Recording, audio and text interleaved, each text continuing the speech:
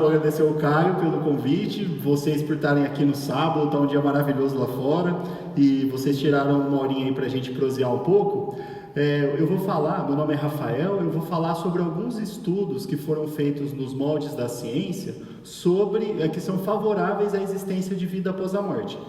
Vocês fiquem muito à vontade para me interromper, a ideia é que seja mais uma conversa, assim, se a gente conseguir desenrolar, para não ficar chato, senão pode ficar muito chato, senão. Então vamos lá. O que eu vou falar? Vou falar sobre 4 temas. Vou falar bem rapidinho sobre uma valorização que a gente tem pela ciência, que às vezes é até inconsciente. Depois eu vou falar como alguma coisa começa a fazer parte do corpo de conhecimento da ciência. Em seguida eu vou comentar sobre 3 grupos de estudos que foram feitos. E no final eu vou fazer algumas considerações rapidíssimas só para a gente encerrar. Então eu vou começar com uma pergunta para vocês. Então, aqui é um creme de hidratação para mãos que tem na internet e tem 4 opções. E eu gostaria que vocês me dissessem qual parece melhor. Então, não sei se já deu para ver a diferença ali da primeira para a segunda, aí da segunda para a terceira e da terceira para a quarta. Então, eu queria que vocês pensassem aí, eu vou dar 8 segundos para vocês escolherem qual que parece a melhor opção. Deixa eu pegar aqui a plateia na frente. Bia, você quer escolher qual que você acha que é a melhor opção? Dá para ler o que tem de diferente ali? Do primeiro para o segundo, né, apareceu aquele eficácia comprovada embaixo. Para o terceiro apareceu eficácia comprovada, testado em laboratório. E no último ali tem o seu Creyson dizendo esse eu a garanto. Aí eu só queria que você escolhesse qual que você compraria se você tivesse essas opções na loja.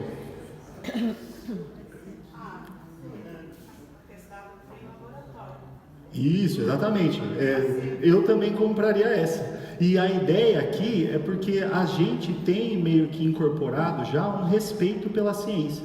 Quando tem palavras assim que parecem científicas, a gente confia, a gente acaba confiando. Não dá para saber se é verdade o que está escrito ali, mas a gente procura coisas que foram feitas com esse endosso da ciência, porque ela é muito eficaz em encontrar respostas para perguntas do dia a dia. Então, se acontece algum fenômeno na natureza, se a gente quer saber se vai chover amanhã, a gente procura num lugar que tem um centro de estudos, para a gente saber se amanhã vai dar para sair, para ir na lagoa aqui, dar uma voltinha e tomar um sorvete. Ou se é melhor ficar em casa assistindo Netflix. Então, a ideia é que a gente, mesmo sem pensar, a gente acaba tendo esse respeito inconsciente pela ciência, porque a gente confia nela. E o motivo de a gente confiar nela é porque ela é boa em dar respostas para as nossas perguntas ou para oferecer explicações para o que acontece na natureza. Então, aqui era só para mostrar isso, que a gente gosta da ciência.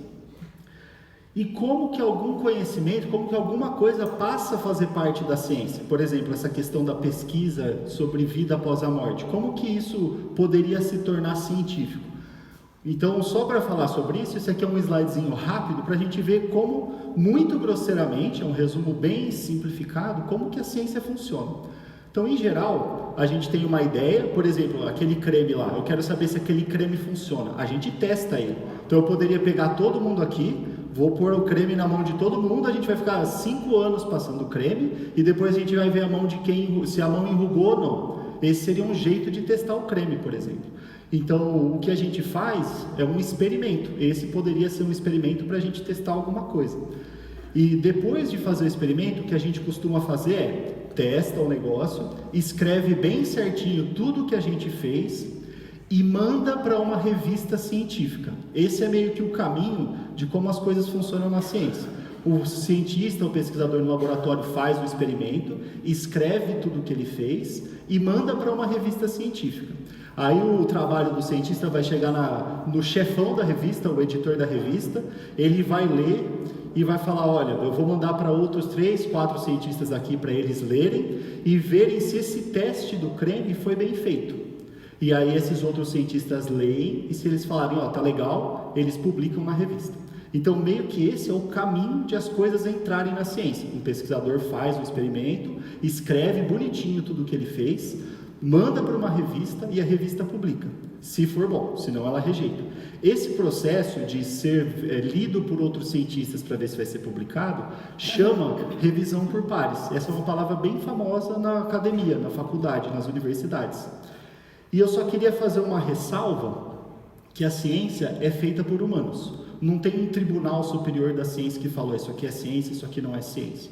São homens que fazem as coisas, essas coisas são discutidas e pode ser que haja falhas aí no meio. Só que, em geral, esse é um dos melhores métodos que a gente tem, é o que funciona melhor a princípio até agora. O que seria um outro método de a gente obter conhecimento? O senso comum. Por exemplo, vocês já ouviram falar que manga com leite faz mal? Que se comer manga com leite mata, ou umas coisas assim?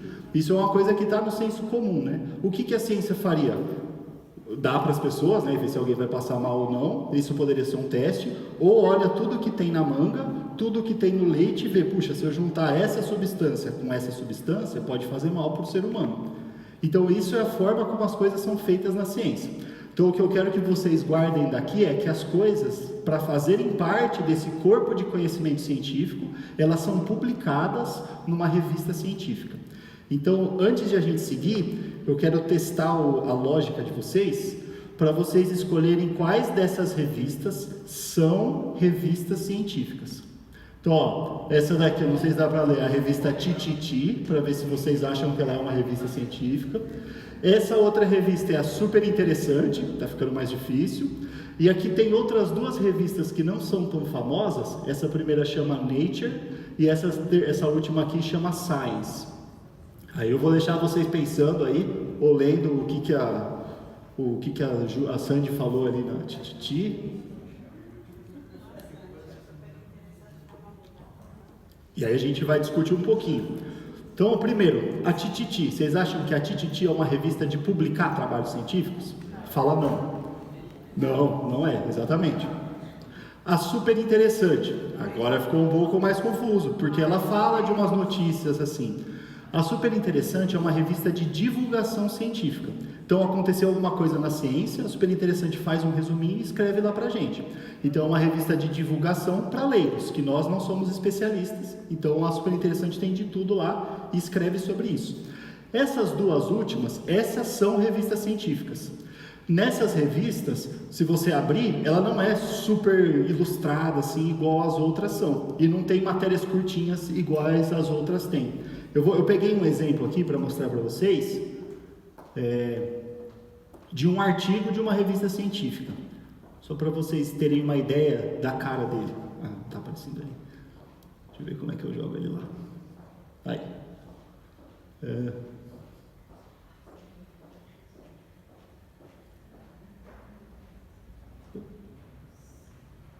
Ó, então tem um monte de texto. Isso. Tem um monte de texto, não tem tantas figurinhas, tem mais texto, mais texto, mais texto, tem muito texto, né? Tem bastante texto. Então, aqui, isso, tem tabelas, tem gráficos, essa é a cara de um artigo de uma revista científica.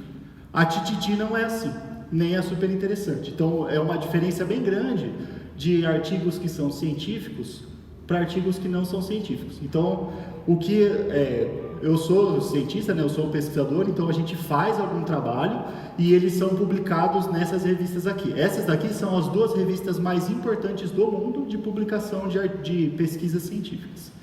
Então pronto. Eu só entendi o Chico Xavier.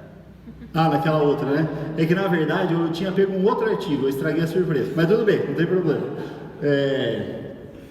Bom, então assim, o que eu quis comentar aqui é que a gente tem às vezes um respeito inconsciente por coisas da ciência e que em geral o conhecimento acaba entrando na ciência pela publicação em revistas especializadas, que não são as que a gente costuma ler no nosso dia a dia quando a gente está em casa. É mais no trabalho profissional de um pesquisador. Então vamos ver se existem trabalhos que foram publicados em revistas científicas. É justamente sobre isso que eu vou comentar agora. Eu vou falar sobre 3 grupos de pesquisas bastante famosos por aí. O primeiro deles é esse sobre crianças que se lembram de supostas vidas passadas. O segundo que eu vou falar é uma análise de autoria de textos feitos pelo Chico Xavier. E o último vai ser sobre experiências de quase morte. Eu vou tentar não me alongar muito. Vou começar aqui por esse das crianças que se lembram de supostas vidas passadas. Esse aqui é um caso de um menino nos Estados Unidos, o James Leininger, e quando ele tinha 2 anos de idade, os pais dele começaram a perceber que ele tinha um comportamento um pouco diferente. Ele tinha um interesse muito incomum por aviões E nessa idade ele também começou a ter muitos pesadelos com um acidente de avião. Então às vezes a mãe ia no quarto dele, ele estava à noite batendo assim a mão e o pé chutando, falando: o avião está caindo, o avião está caindo. O homem pequeno não consegue sair. E eu vou passar um vídeo agora da mãe contando essa história. E só antes de seguir, eu só queria mostrar que o caso desse menino foi publicado numa revista científica, contando essa história. Foi publicado por um médico psiquiatra dos Estados Unidos, que chama Jim Tucker, e esse aí é o título do trabalho, numa revista especializada. Então eu vou passar o vídeo aqui, vamos ver se vai dar para vocês ouvirem. Deixa eu pegar uma caixinha de som, vamos ver se vai dar microfone.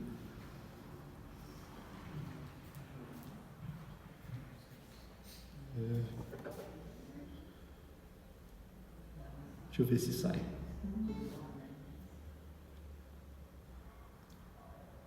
Maio de 2000. Vocês estão ouvindo? Uma mãe acorda ouvindo os gritos de seu filho de 2 anos.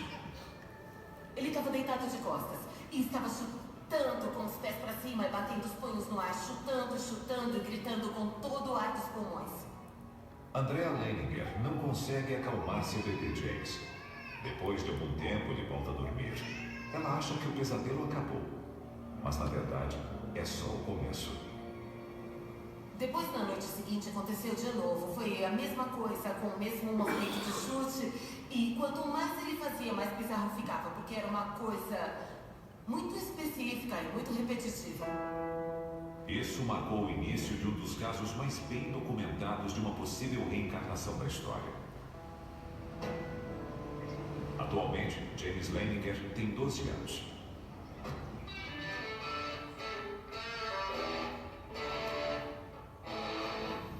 Eu pratico esportes, beisebol e futebol. Eu vou para uma escola episcopal e tenho vários amigos lá. As outras crianças, quando eram mais novas, falavam: eu quero ser bombeiro, eu quero ser astronauta. Eu sempre falei: quero ser piloto de caça, quero ser um fuzileiro naval. Recebeu as fotos da escola? Elas ficaram boas. Quando James tinha 3 anos, seus pais começaram a ouvir histórias chocantes contadas por ele. James estava se recordando de coisas que o conectavam a um piloto da Marinha que morreu em 1945. Eles ficaram céticos. Bruce é gerente de recursos humanos na indústria petrolífera. Andrea é ex-bailarina e atua como professora. Como cristãos, eles nunca acreditaram em reencarnação, mas começaram a montar um quebra-cabeça incrível. A primeira pista veio com os pesadelos horríveis e incessantes que James passou a ter com 2 anos de idade. Ele falava: acidente de avião, fogo, o homem não consegue sair. Acidente de avião, fogo, o homem não consegue sair. Aí eu pensei: ai meu Deus, ele sonhava com isso o tempo todo. Para mim, o que ele estava falando não fazia sentido com o que ele estava fazendo. Ele ficava se debatendo na cama e eu lembro de uma coisa bem específica que pensei na hora: isso parece um exorcista. Ele estava descontrolado e eu me perguntava: ele está possuído? O que está acontecendo? Em 1 ano, as visões que se apresentavam a James em seus pesadelos começaram a se formar quando ele estava acordado. Eu estava lendo para o James. E aí ele se sentava e falava: mamãe, o homem estava fazendo assim. Aí ele se deitava e repetia o mesmo gesto que fazia no sonho, chutando e batendo. O homem está fazendo assim: eu não consigo sair, não consigo sair. Aí ele ficava sentado e eu falava: quem é esse homem? E ele dizia: eu. Ainda fico toda arrepiada. Uma vez o Bruce perguntou: o que aconteceu com seu avião? Ele falou que caiu depois de pegar fogo. E por que seu avião caiu? Ele disse que foi atingido. O Bruce falou: quem atingiu seu avião? E ele: os japoneses.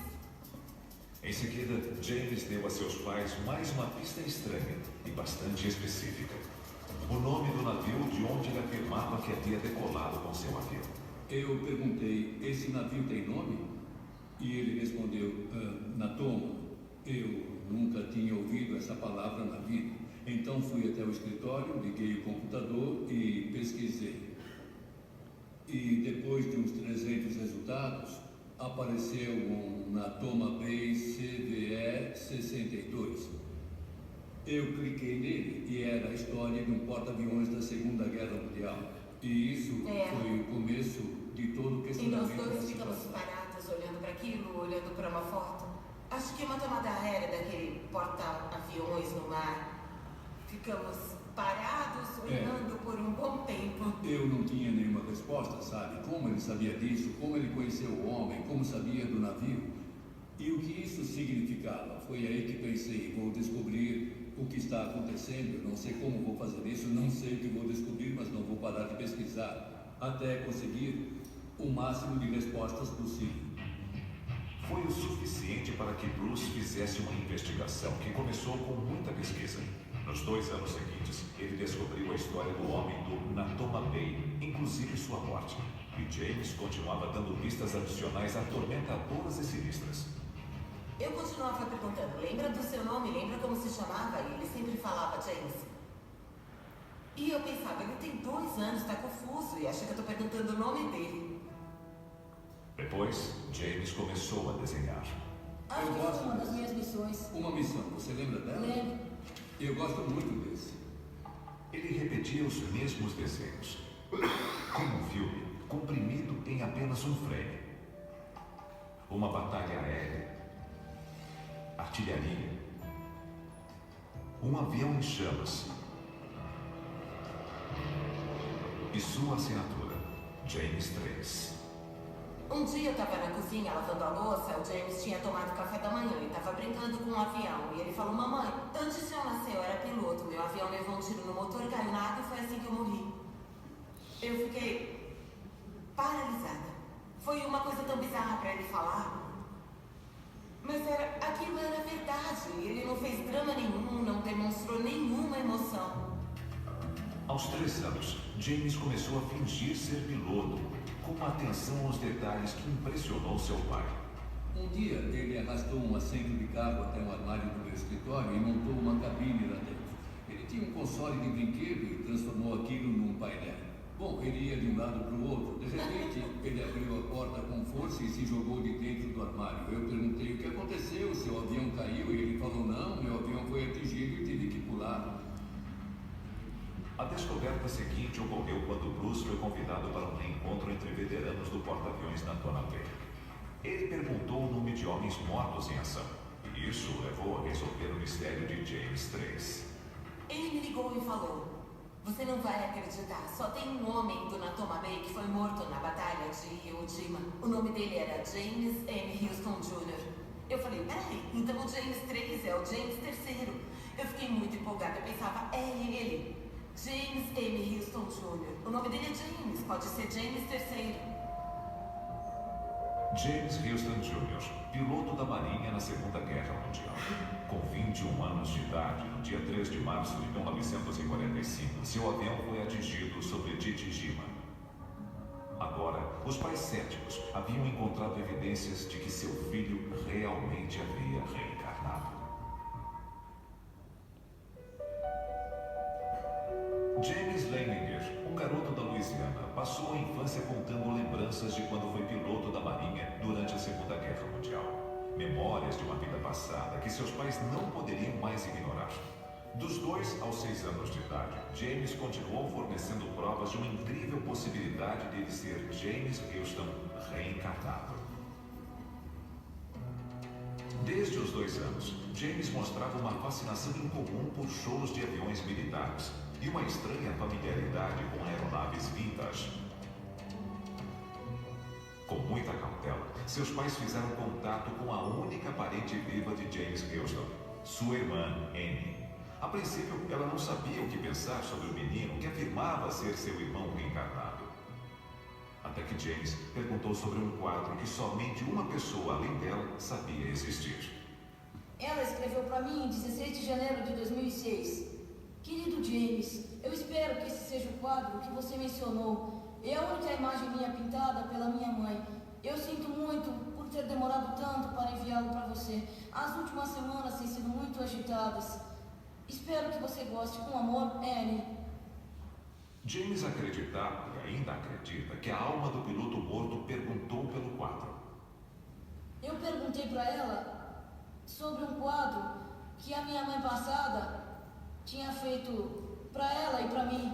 Ficou no sótão dela por uns 50 anos. Meus pais e ela acharam uma loucura que eu soubesse uma coisa dessas. Annie também passou a acreditar.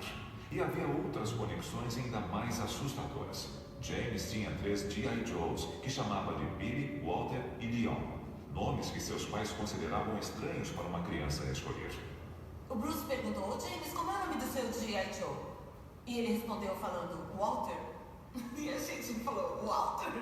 O Bruce perguntou, por que batizou seus bonecos de Billy, Walter e Leon? E ele, porque me encontrei com eles quando fui pro céu. Foi um daqueles momentos em que a gente sente o rosto quente, demos uns passos pra trás, ele correu pro escritório, eu fui atrás, fechamos a porta, ele começou a mexer nos papéis assim, e eu falei, o que você tá procurando, o que você tá procurando? Ele encontrou um documento, olhou e falou, Billy Piller, Walter Devlin e Leon Connor estavam no mesmo esquadrão do James Houston. Eu perguntei, quando morreram? Morreram antes? E ele jogou uns papéis, puxou outra folha, viu as datas das mortes, e todos tinham morrido antes do James Houston. Todos voaram com ele. Apesar de o pai de James continuar cético de que a reencarnação fosse realmente possível, o que aconteceu em seguida foi sinistro. A gente estava limpando o jardim. Ele estava brincando nas folhas e eu falei, eu te amo muito. Ele respondeu, eu sabia que você ia ser um bom pai quando te escolhi. Eu falei, o quê? E ele, quando achei você e a mamãe, sabia que iam ser bons pais. Eu senti minha cabeça encolhendo até ficar bem pequena, sem cérebro. Perguntei, como assim quando nos encontrou? Ele falou, eu achei você e a mamãe. Achei vocês dois no Havaí. James contou a seu pai que viu os dois em um hotel cor-de-rosa. Foi onde os Lemmingers estavam hospedados quando decidiram ter James. Acabou. Era isso. Não, mas era só isso mesmo. Mas é super interessante a história, né? Então, esse aqui é um exemplo de caso que, como estava no slide anterior, ele foi publicado por um cientista e tem várias informações que são realmente impressionantes. Como uma criança de 2 anos poderia inventar tudo isso e ser tudo verdade. Então, é um indício favorável à existência de vida após a morte, de que ele seria de fato a reencarnação do James Houston, que tinha morrido num acidente na Segunda Guerra Mundial. Então, esse aqui é um caso. Tem um trabalho que também foi publicado numa revista acadêmica por um grupo de pesquisadores brasileiros, junto com o Jim Tucker, que é quem descreveu aquele caso. Esse médico aqui é bastante famoso, é o Dr. Alexander Moreira Almeida, de um grupo lá de Juiz de Fora, o NUPES. E nessa revisão que eles fizeram, eles procuraram nas revistas científicas todos os trabalhos que falassem desse tipo de fenômeno, de crianças que se lembrassem de vidas passadas. Eles encontraram 78 trabalhos já publicados e 65 deles eram relatos de casos como esse. Então tem pelo menos 65 trabalhos já publicados sobre crianças que têm esse tipo de memória. Então assim, é bacana, é interessante. Tem bastante coisa aí, né, indicando que realmente existe alguma coisa. Tá, beleza. Eu vou fechar essa parte agora de crianças que se lembram de vidas passadas. E agora uma nova pergunta para vocês. Alguém reconhece quem é esse cidadão aí? Chico Xavier, exatamente. Eu tentei procurar uma foto que não fosse óbvia, mas não deu. Realmente é o Chico Xavier. E eu vou comentar um trabalho que foi feito sobre o Chico. E aí eu queria saber se vocês conhecem esse cidadão aqui. Alguém conhece esse rapaz? Então, esse moço, ele nasceu aqui em Águas de Lindóia. Água Lindoense, como chama quem nasce em Águas de Lindóia? Lindoiaguense? Lindoiense. Mas não tem Lindóia também, a cidade? Lindoiano, e lindoiense aqui. Tá, olha aí.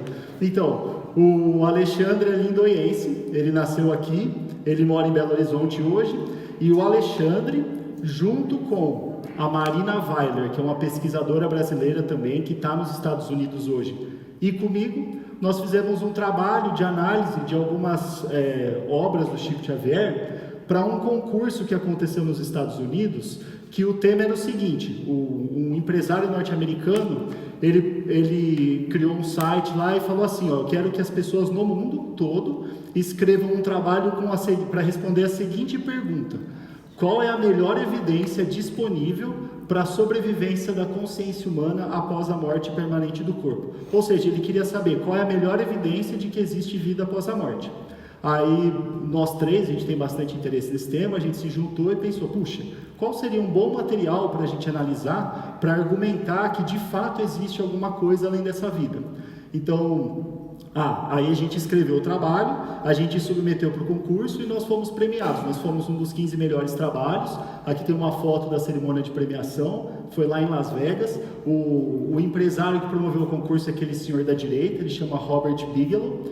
Nós dois, a Marina, eu, e ali é uma montagem que o Ale estava na França na época, então eu só recortei e coloquei o Ale ali, para ele não ficar de fora.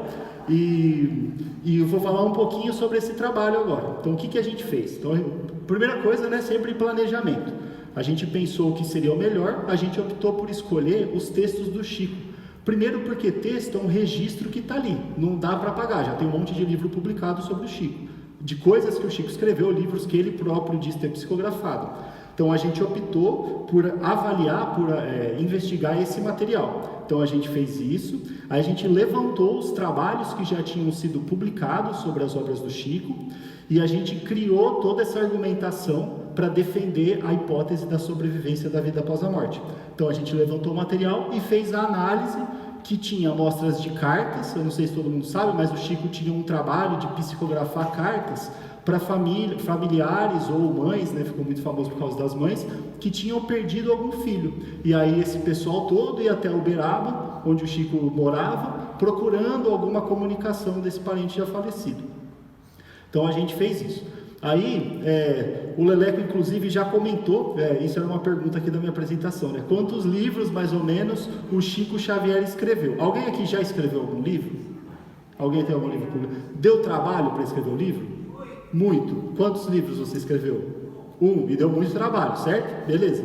Quantos livros vocês acham que o Chico Xavier escreveu? 100, 200, 300 ou 500? Aproximadamente. 500. Exatamente. Então, um livro já deu muito trabalho. Contar até 500 já dá trabalho. O Chico escreveu 500 livros. Então, assim, ele escreveu muito livro. Daqui a pouco a gente vai comentar um pouco mais sobre o Chico, mas antes eu vou fazer só um resuminho dessa produção do Chico. Então, o que o Chico fazia, né? Ele dizia ser só um instrumento, que ele não era o autor daquelas coisas que ele estava escrevendo. Toda a obra dele é atribuída a mais de 1000 autores, super diversos. Então, tem religiosos, ateus, homens, mulheres, brancos e negros nessa lista de autores. Foram mais de 50 milhões de livros vendidos até 2010, foi esse dado que eu achei. E toda a renda dos livros foi destinada a obras beneficentes. Então não ficou nenhum centavo para ele, e os livros falam de várias coisas, de tudo. Tem história, poesia, coisas sociais, românticas, filosóficas, tem de tudo no meio da obra dele. Em geral, os autores acabam se especializando em um determinado tipo de obra. O Chico escreveu de tudo. Então ele foi talvez o maior autor de todos os tempos aí. Aqui eu vou dar uma palhinha do tipo de análise que é feita nesse estudo de autoria.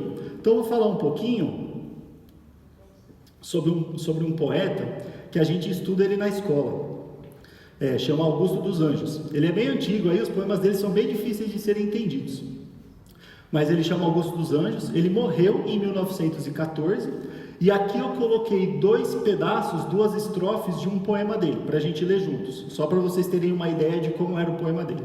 Esse poema chama Psicologia de um Vencido.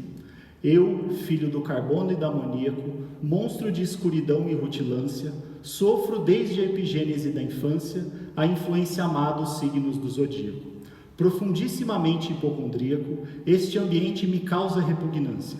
Sobe-me à boca uma ânsia análoga à ânsia que se escapa da boca de um cardíaco. Então esse poema foi publicado no livro Eu, que saiu em 1912. Então, assim, eu não sei se para vocês ficou essa sensação, mas para mim tem um monte de palavra difícil ali no poema, né? Então, eu acho que essa é uma característica bem marcante desse.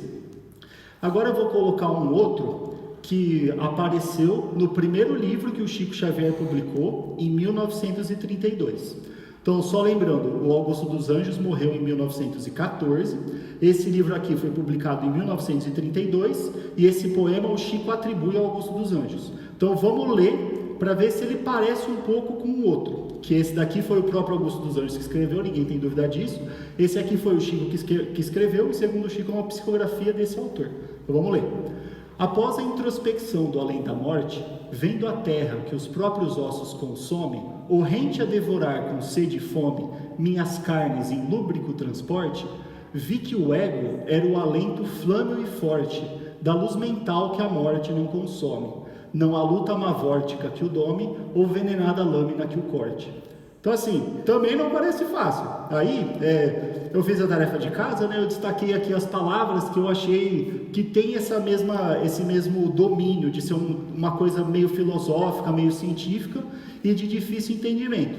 Se a gente parar para ler com calma, dá para ver que os poemas, os dois, são meio pessimistas, eles são pesados. Ou seja, esse mesmo estilo que aparece aqui, aparece ali.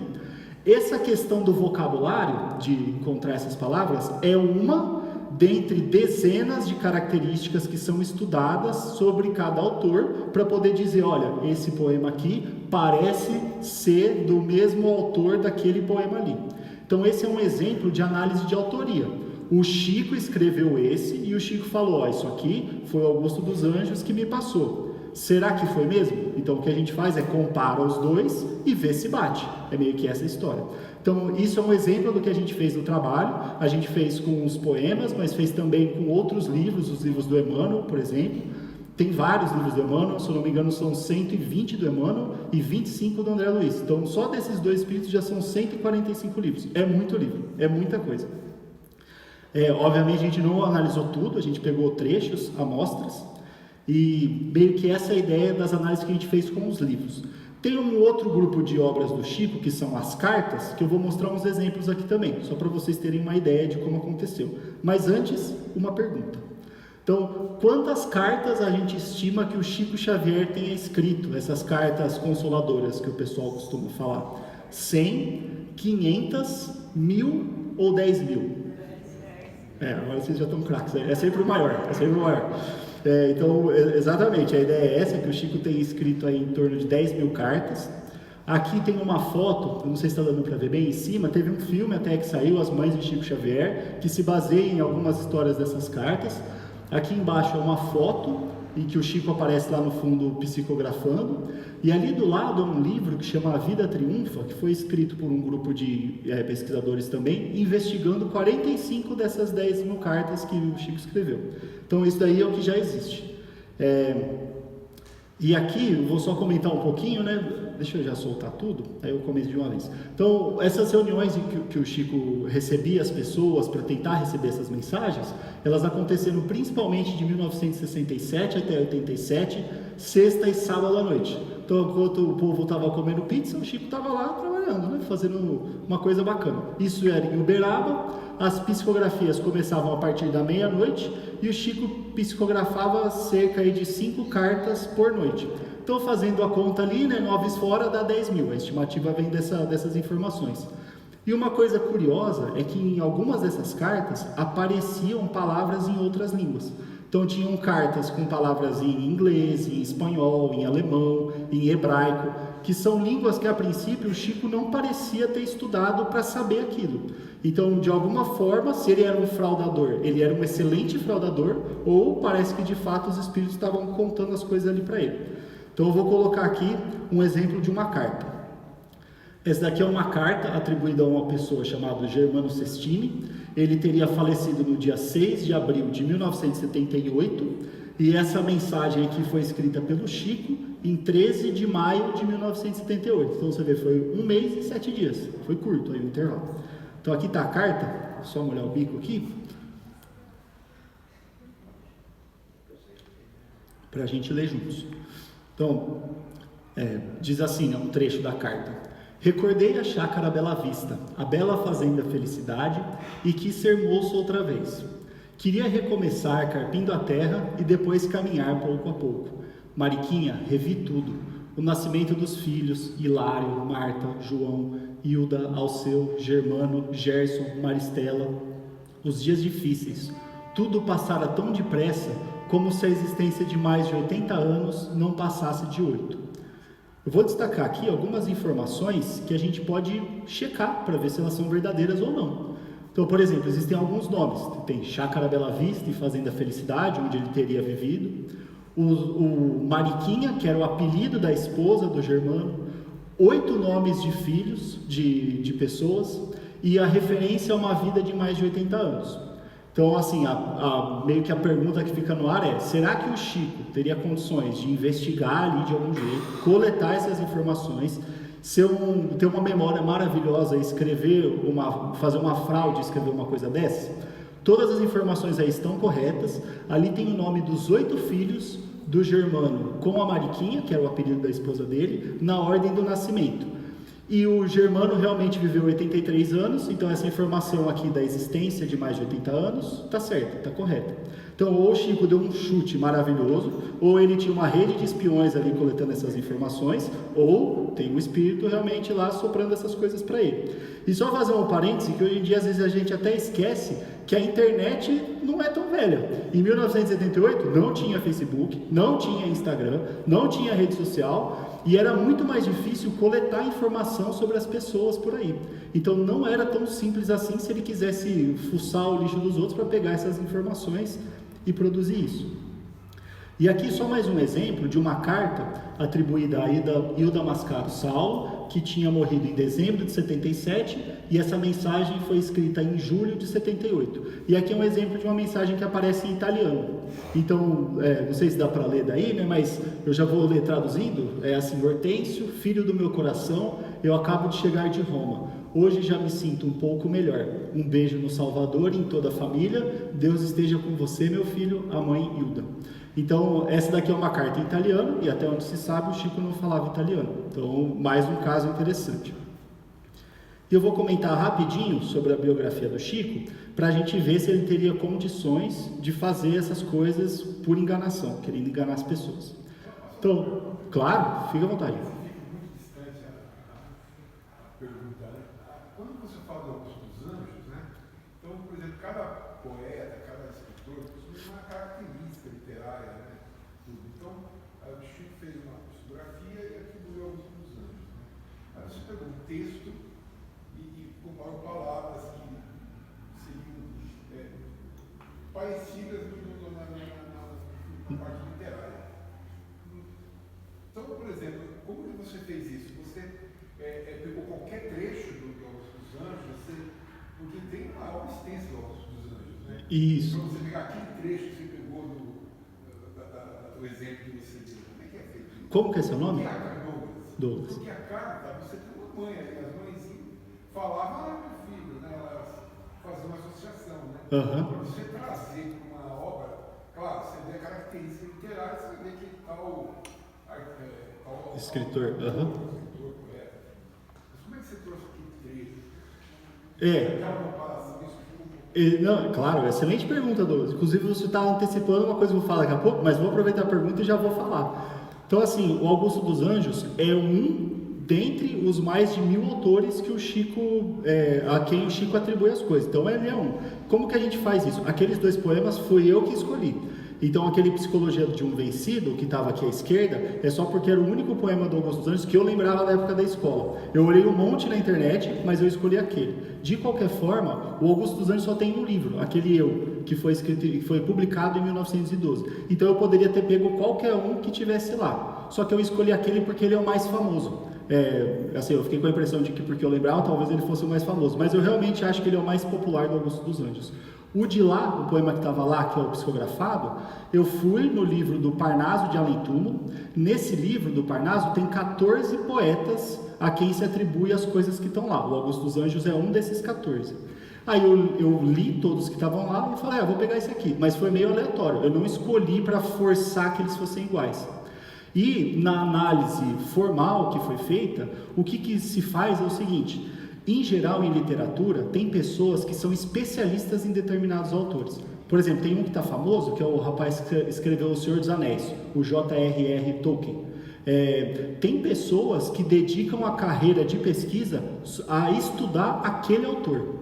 Para o Augusto dos Anjos, tem pessoas, professores de faculdade, que são especialistas na obra do Augusto dos Anjos. Aí o que a gente faz? A gente vai lá, lê o que o especialista falou. Então o especialista vai lá e fala assim, olha, o Augusto dos Anjos tinha um vocabulário incomum, ele escrevia em sonetos, ele tinha o padrão de rima assim, ele tinha a divisão silábica dos versos assim. E aí, baseado na análise de um especialista, a gente compara essas mesmas características para ver se elas existem no texto psicografado. Inclusive, e eu já vou até adiantar isso, esse foi a tese de mestrado do Alexandre. O Alexandre estudou 5 poetas do Parnaso de Além-Túmulo. O Alexandre, ele é especialista nessa área de análise literária. Então ele tem muita bagagem para falar sobre isso, e o Augusto dos Anjos foi um dos poetas que ele estudou. Então ele sabe muito sobre literatura, aí ele pegou toda a análise que já tinha sido feita sobre o Augusto dos Anjos em vida e aplicou isso na obra psicografada. E falou, parece que bate. Então essa é uma análise formal que se faz. É mais fácil, às vezes, até a gente pensar que isso também é feito para obras de arte. Então eu chego aqui e falo, olha pessoal, aqui tem um quadro do Renoir, eu estou vendendo por 5 milhões de dólares. Se vocês forem comprar o quadro, vocês querem saber, será que é mesmo do Renoir? Então tem um especialista em Renoir, ele vem, olha o traçado do pincel, as cores, vê a composição da tinta e fala, esse aqui é um Renoir original. Tem isso com carro, né? Essa Brasília aqui é original mesmo, bota a placa preta nela, tem essas coisas assim, né? Então tem especialistas sobre os temas para eles falarem, isso aqui tá certo, isso bate. Não sei se eu falei demais, mas eu não sei se eu respondi a sua pergunta, Douglas. Ficou, beleza? Beleza. Por favor, me interrompam, eu falo muito mesmo, então se vocês quiserem perguntar alguma coisa, podem me interromper. Então aqui eu vou falar só algumas características da vida do Chico, para a gente ver se ele seria capaz de criar aquela obra toda da cabeça dele, se ele seria um excelente fraudador. Então o Chico nasceu em 1910 em Pedro Leopoldo, que é uma cidadezinha em Minas Gerais. Ele teve uma infância muito pobre e 4 anos só de ensino na escola. Ele estudou na escola por 4 anos, fez até a 4ª série. Ele gostava, apesar de ter tido pouco estudo, ele gostava muito de ler, isso é bem famoso. Ele tinha pouco acesso à biblioteca e à cultura letrada. Na época, biblioteca era uma coisa difícil, livro era caro, né? A Barça, meu avô tinha uma Barça na casa dele, aquilo era tipo um negócio de luxo, ele tinha orgulho de falar. Hoje em dia ninguém mais tem Barça em casa, todo mundo olha no Google, né? Vai na Wikipedia para procurar as coisas. Na época era muito mais difícil de ter acesso às coisas. O Chico estava numa cidade minúscula no interior de Minas Gerais. Então o acesso a livros, essas coisas todas, era mais restrito. A partir dos 5 anos, o Chico diz que ele começou a ter contato com espíritos. E aos 17, por conta de uma doença da irmã dele, ele ficou sabendo sobre o Allan Kardec, sobre a doutrina espírita. Ele sempre trabalhou muito durante a vida toda dele, em torno de 10 horas por dia, desde a infância. Então, acho que foi aos 9 anos, ele começou a trabalhar numa fábrica de tecido. E ele sempre trabalhou em torno de 10 horas por dia até se aposentar por causa do problema no olho. Que a gente já comentou, né? Ele escreveu mais de 500 livros. O primeiro deles, que é o Parnaso de Além-Túmulo, esse ano comemora 90 anos de publicação. Então tem muitas coisas acontecendo sobre o Parnaso. Todo o dinheiro ficou para obras, não ficou nada para o Chico, ficou para obras de caridade, e ele não se casou e nem teve filhos. Então, aqui, aliás, antes de eu ir para lá, né? Aqui é só para dizer que, olha, o Chico trabalhou a vida inteira, ele não veio de uma família rica em que ele pudesse ter acesso aos livros, não tinha internet.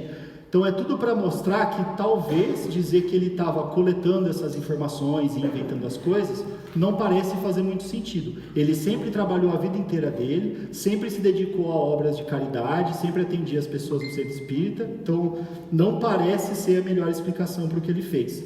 E aí, isso aqui, né, é meio que o fechamento do nosso trabalho. A gente faz toda essa caracterização da obra, olha para a vida do Chico e fala, parece que a conclusão, meu bem, é que realmente veio dos espíritos toda essa obra do Chico. Então esse aqui é um estudo. E como o Douglas já levantou, né, a gente se baseou em alguns trabalhos. Um deles é uma carta, o Alexandre, né, que eu tinha comentado agora há pouco. Aqui é um trabalho que o Alexandre fez, junto com outros pesquisadores, sobre um grupo de cartas que eles estudaram, checaram as informações com a família do Jair Presente, que era um rapaz que tinha falecido. Tinha em torno de 13 cartas atribuídas ao Jair Presente, e eles publicaram isso numa revista científica, em 2013, eu acho, não sei se tem... 2014. Então, o que aconteceu? Tem um bicho? São os espíritos? Sejam bem-vindos. Um passarinho. Eu não vou lá porque eu não entendo de bicho, eu tenho medo.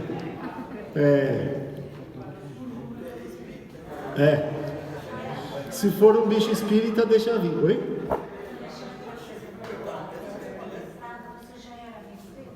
Não, eu tava na Unicamp na época, tese de mestrado, nossa, eu não sei em que ano que foi. Tadinho. Que grande. Pois, Jacu. Deixa ele lá. Será que, eu acho que ele vai achar a porta ali. Será que tá aberto? Tá? Então beleza. Obrigado. Então, eu acho que eu não estava na Unicamp na época em que ele defendeu o mestrado, mas na época do doutorado eu já estava lá, e a gente se conheceu num grupo de discussão espírita lá na Unicamp mesmo. E foi aí que tudo começou, a história toda começou. Foi fácil vocês introduzirem o espiritismo dentro da Unicamp? Essa é uma excelente pergunta. Todo esse trabalho não tem vínculo nenhum com, aliás, o do Alexandre tem, mas esse trabalho que a gente fez e mandou lá para o concurso não teve nada a ver com a Unicamp. Inclusive, isso é um ponto interessante, porque embora o Brasil seja um dos países em que mais se aceita o espiritismo, não tem muitos núcleos em universidades que estudam o espiritismo, núcleos oficiais de professores que se dedicam a isso. O último autor desse trabalho aqui, que é o Alexander Moreira Almeida, que é um médico, é um dos grupos mais produtivos do mundo. Aqui no Brasil tem um núcleo de pesquisas em espiritualidade e saúde, que é em Juiz de Fora. É um grupo excelente, eles produzem muitos estudos e é um dos poucos que eu conheço, assim, aqui no Brasil é o único que eu sei. É provável que existam pessoas que fazem trabalho de pós-graduação, como foi o Alexandre, mas não que exista um grupo específico dedicado a esse estudo. O do Alexander é um dos poucos aí pelo mundo. Hoje em dia esse assunto voltou, então tem um interesse renovado, exatamente, tem havido abertura em algumas áreas, como por exemplo esse de estudos literários, para poder fazer algum trabalho nesse sentido. Acho que tudo bem? Imagina. Oi? A Universidade de Santa Cecília, Santos, tem inclusive uma cadeira dedicada a estudos espíritas. Quem estiver interessado, é só comparecer. Inclusive eu participei dos cursos de pós-graduação lá. Qual é a universidade? Santa Cecília, olha aí que bacana, eu não sabia, legal. Inclusive lá saem os médicos que fazem parte da AME, que é a Associação Médica Espírita. Tem um grupo de médicos espíritas, todos eles, e que trabalham com espiritismo. Isso, como que é seu nome? Haroldo, obrigado por ter comentado isso. É comum realmente terem professores de faculdade que têm interesse no tema. Por exemplo, na Unicamp tem um professor que ele é bem famoso, chama Silvio Seno Shibeni, que ele faz muitos trabalhos sobre filosofia da ciência, sobre o Kardec.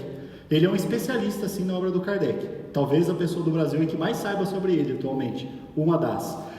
Só que ele não trabalha num grupo de estudos de espiritismo na Unicamp.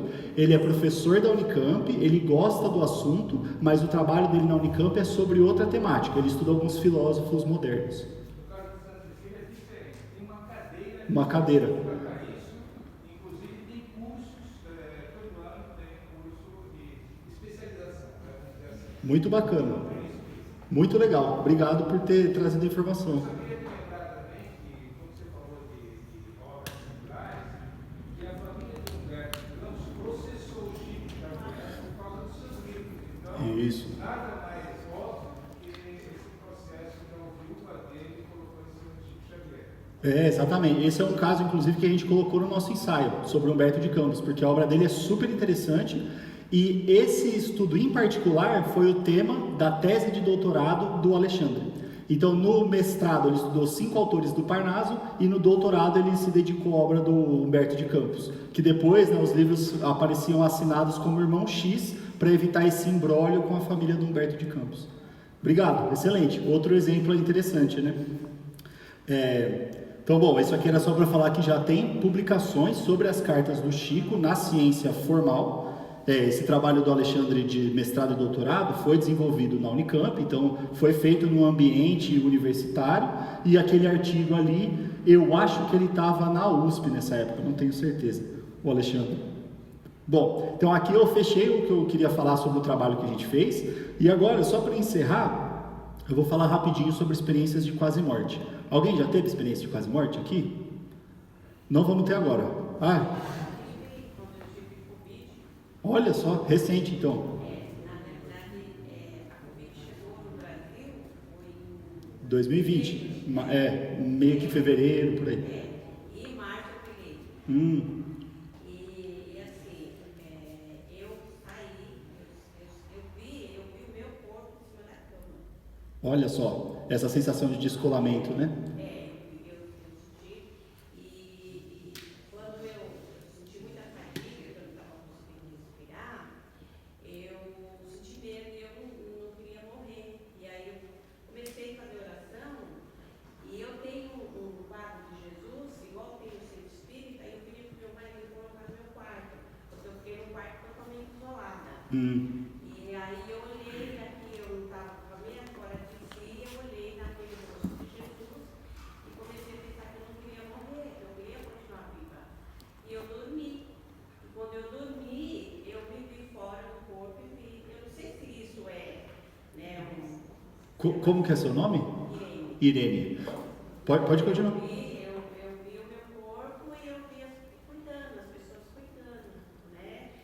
E aí eu dormi aquele sono maravilhoso e quando eu voltei, né? A minha filha se fazia umas 6 horas que eu estava dormindo. E aí que eu voltei, eu estava totalmente curada. Muito bacana, é um relato muito interessante.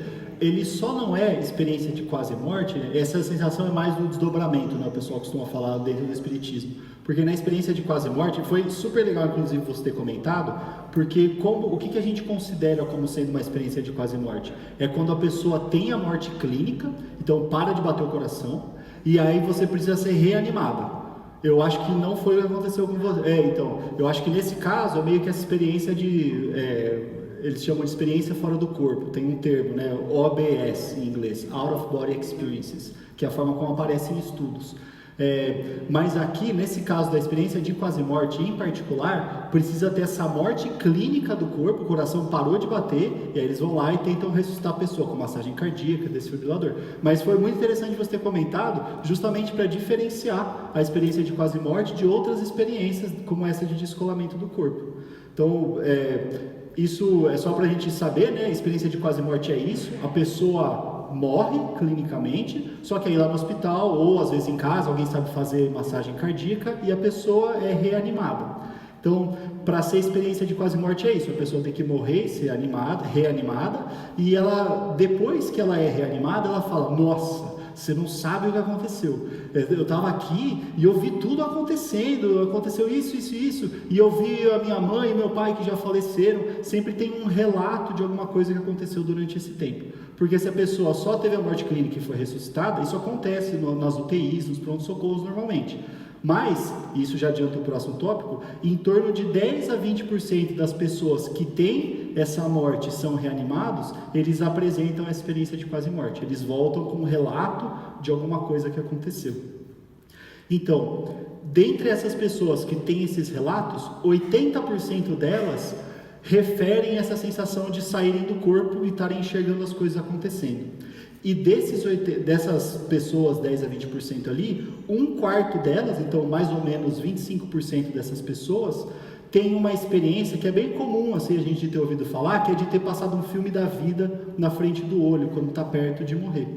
Aqui, eu não falei dele, né? Esse pesquisador aqui é o Bruce Grayson, ele é um pesquisador da Universidade de Virgínia, ele é médico psiquiatra da Universidade de Virgínia nos Estados Unidos, e faz 45 anos... mais até, acho que uns 50 anos atualmente, que ele estuda especificamente experiências de quase morte. Já publicou vários livros e vários artigos científicos sobre o tema. E aqui, eu não sei se vai dar para vocês ouvirem e lerem a legenda. Dá para ler a legenda aí no fundo? Esse aqui é um trechinho de 4 minutos de uma entrevista que ele deu para um professor de uma universidade nos Estados Unidos sobre essa experiência de ver o filme passando na vida durante a experiência de quase morte. Então, deixa eu ver se a caixinha desligou. Tá saindo, né? Tá.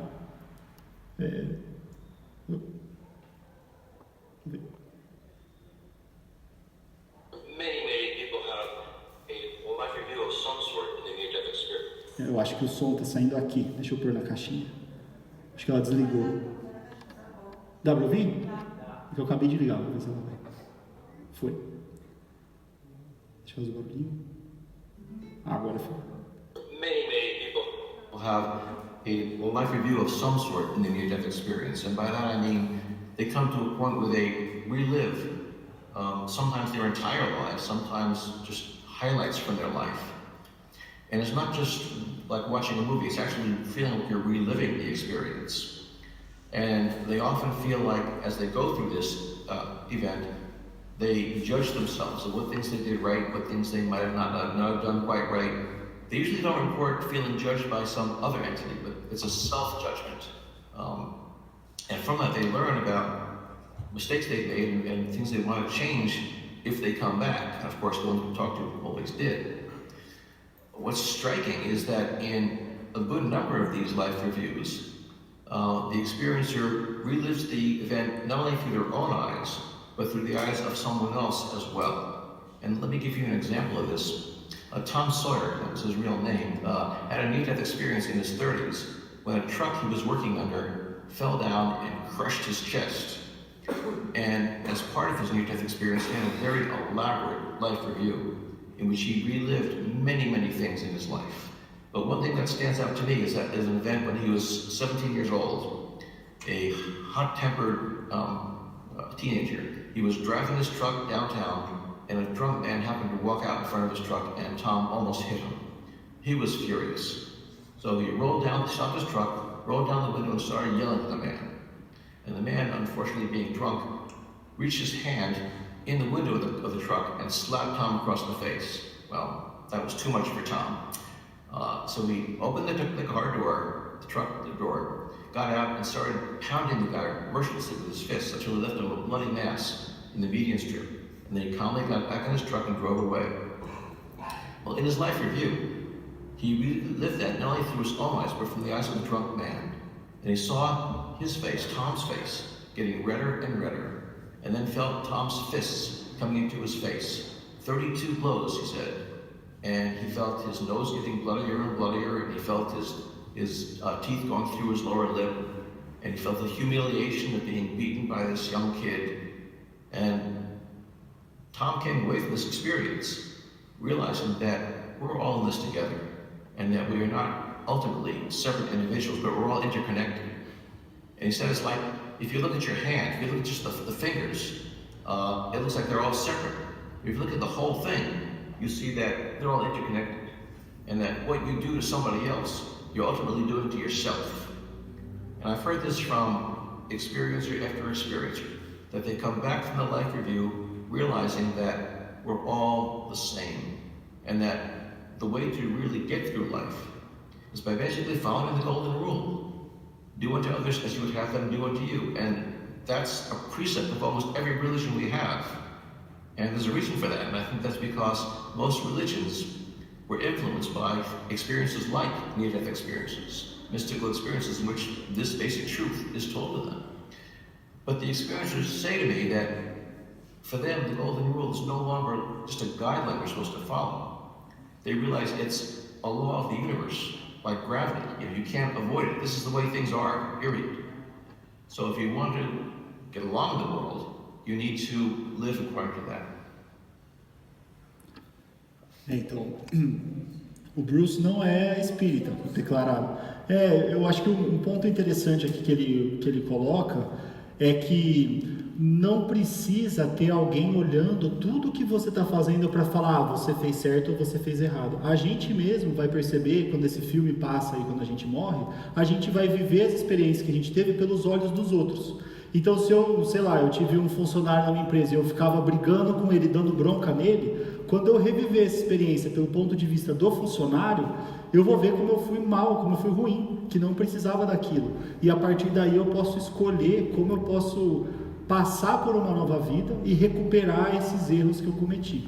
Então aqui ele contou o caso do motorista de caminhão que bateu no moço. E ele diz que nessa experiência de quase morte, ele se vê no lugar do moço, sentindo os socos que ele está levando, machucando inteiro o rosto, sentindo a humilhação das pessoas na rua, o virem como um cara mais velho apanhando de um adolescente. Então assim, não precisou de ninguém estar ali falando para ele, olha, você fez isso errado. Ele mesmo reviveu aquela situação e percebeu, puxa, não foi bacana ter feito isso. Como que eu vou recompensar esse erro que eu cometi? Então, aqui é o que ele comentou, né, um auto-julgamento. A gente mesmo vai olhar para o que a gente fez e falar, eu errei. Então, aí vem algumas coisas do Espiritismo, né? Por exemplo, muito mais cobrado será daquele que mais souber. Se a gente sabe que o que a gente está fazendo está errado, então, em algum momento, isso vai voltar para a gente vai falar, putz, eu errei, e agora? O que eu vou ter que fazer para melhorar? Então, fica uma ideia que eu acho muito interessante, que é assim, tem pessoas que erram e a gente precisa entender o ponto de vista delas para ver se o erro delas faz sentido ou não. Tem um exemplo clássico, né, de você estar parado, alguém vem e pisa no seu pé. Se é uma pessoa que é deficiente visual que pisou, você enxerga esse erro de uma forma diferente, como se é um cara que ele só está desleixadão lá, não está se preocupando, tromba em todo mundo e pisa no seu pé. E isso eu acho que dá uma ideia para a gente perceber que às vezes as outras pessoas erram, mas não está no nosso direito julgar, porque a gente não sabe a história dela, a gente não sabe o que está certo ou errado do ponto de vista dela. Então acho que coloca as coisas um pouco mais em perspectiva e a mensagem é, olhe para o seu umbigo, você é responsável pelas coisas que você faz, então faz direito, porque nem precisa ser espírita para você se cobrar depois pelas coisas erradas que você fez. Ali é um cientista falando dos estudos que ele fez desses casos e ele concluiu que a regra para você ganhar na vida é isso, faça para os outros o que vocês gostariam que fizessem para vocês. É uma frase aí famosa, acho que do Santo Agostinho, que tem no Livro dos Espíritos, tem no Evangelho. Então tá na doutrina espírita, mas a gente nem precisava ser espírita para entender que essa é a mensagem. É o que ele falou, isso está presente em várias religiões. Muito provavelmente porque essas experiências acontecem com qualquer pessoa. Você não precisa acreditar em espiritismo para ter um filho que tem lembranças de vida passada, ou para passar por uma experiência de quase morte e viver essas experiências. Então fica a mensagem assim, não importa. Faz o que você gostaria que fizessem para você, independentemente do que você acredita. Eu vou voltar nisso daqui a pouquinho, eu já estou acabando. Essa explicação desmistifica a ideia do julgamento final, que é céu, inferno, purgatório, aquela coisa que é Isso. colocada pela igreja na cabeça das pessoas. Excelente. Como é seu nome? Ruth. É um excelente ponto, porque... É o que a gente estava comentando, a minha apresentação aqui, o propósito foi mostrar coisas que os cientistas estão falando. Isso é o que o cientista está falando. É uma forma de buscar conhecimento. Você pode buscar conhecimento na sua religião. As religiões falam isso, mas não precisa ser só na religião, porque ele não é um cara que está falando do ponto de vista de um representante religioso. Ele é um cientista que está falando isso. Então, assim, não está errado buscar conhecimento pelas religiões. As pessoas escolhem o que elas querem, é responsabilidade delas. Mas não precisa ser um religioso para perceber que isso é importante. Então, assim, eu acho que isso abre tanto o olho para falar, olha, não importa o que você acredita, simplesmente faça as coisas direito, porque de vários lugares as pessoas estão falando assim, você precisa fazer dessa forma, você precisa fazer para os outros o que você gostaria que te fizessem, independentemente do que você acredita. De vários lugares as pessoas falam isso. Então, poxa, parece que é verdade. Então vamos ficar de olho aberto, porque uma hora a gente vai morrer, né? E aí esse filme vai passar pra gente também. Então aqui só para encerrar essa parte, depois eu já vou para as considerações finais. Esse aqui é um outro pesquisador, ele é um médico cardiologista holandês e ele publicou um trabalho científico numa das revistas científicas mais importantes do mundo, que é essa The Lancet, que eu coloquei ali embaixo, sobre experiência de quase morte. Ele é um médico cardiologista, né? Então ele trabalha no hospital, ele estudou 344 casos de experiências de quase morte e ele levantou várias informações sobre isso, e isso está publicado numa revista científica. Então, era mais ou menos isso que eu queria falar, e só para encerrar, já aproveitando o gancho, o que eu queria mostrar era isso. Existem trabalhos desvinculados de referenciais religiosos, ou seja, que foram feitos por cientistas, e aí já não importa se o cientista é espírita, ou se ele é católico, ou se ele é protestante. Ele é um cientista e ele tem que trabalhar de acordo com a ciência. A crença dele não precisa estar envolvida no trabalho dele.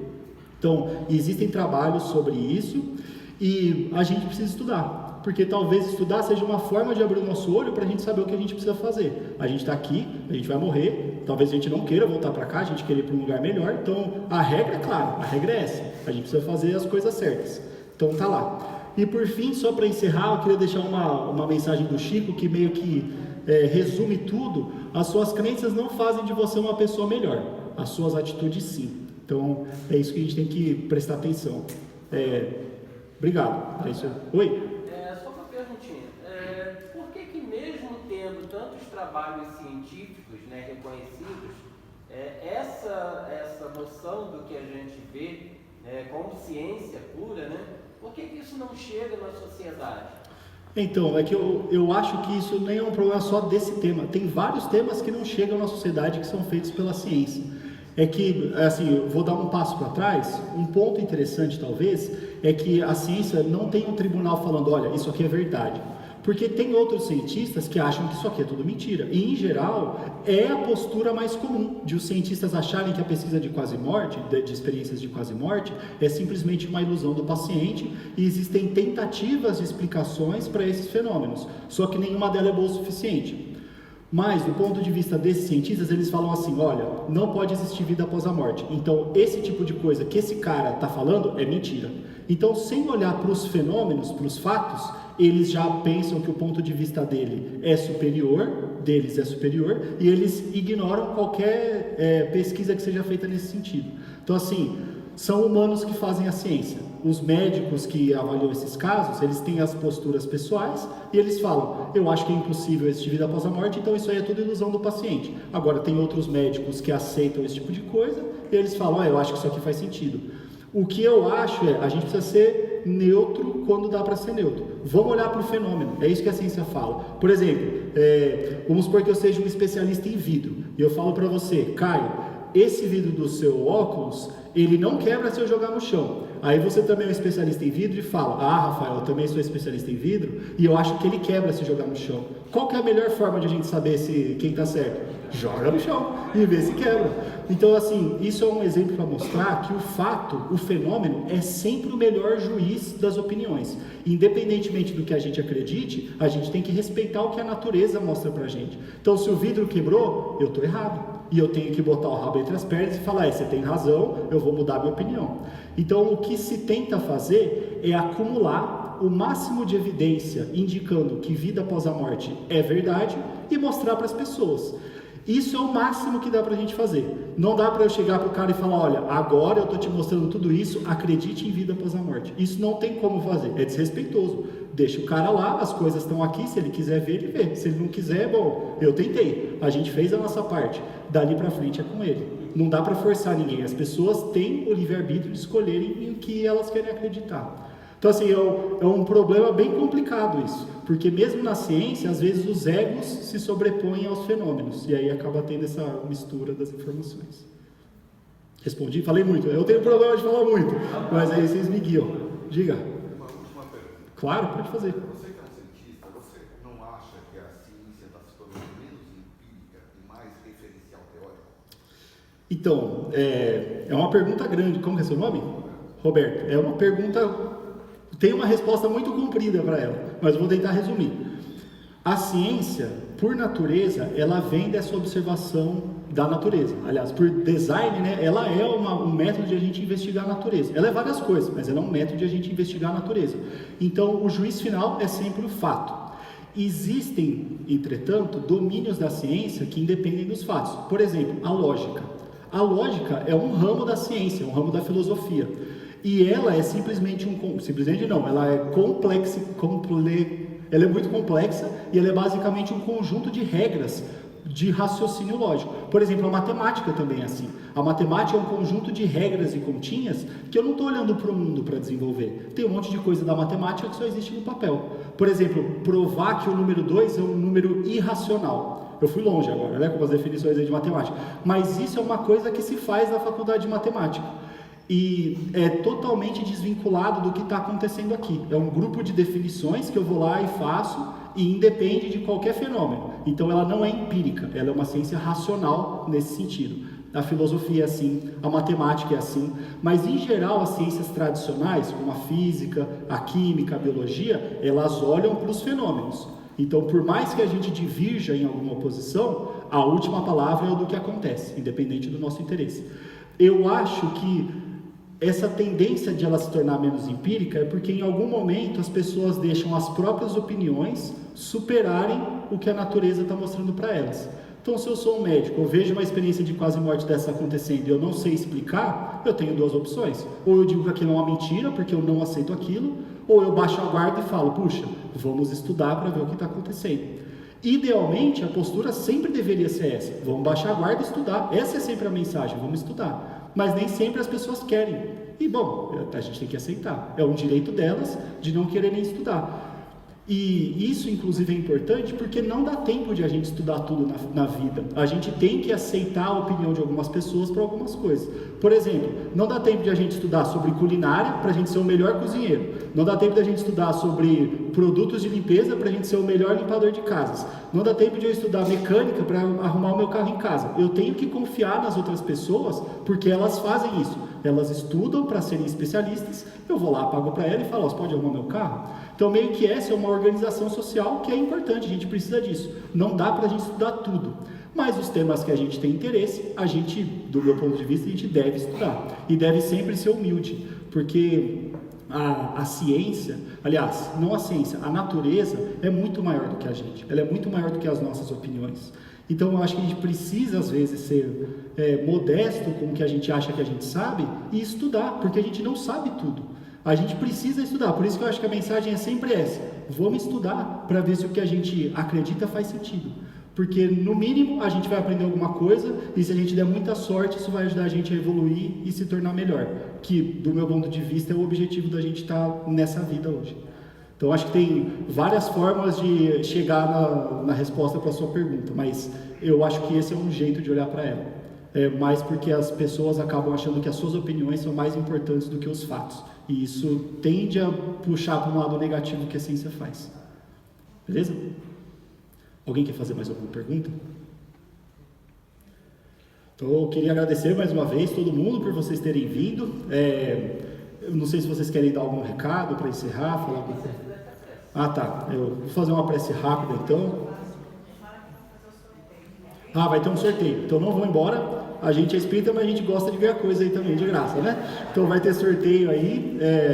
Então, eu vou aproveitar só para a gente fechar os nossos olhos, para agradecer aos nossos amigos espirituais, aos nossos amigos encarnados que estão aqui presentes, para a gente poder conversar um pouquinho hoje, de repente absorver alguma informação nova, para que isso seja incorporado nas nossas crenças, nas nossas atividades, no nosso comportamento, e que assim possamos nos tornar pessoas melhores nessa experiência que a gente tem na vida terrena.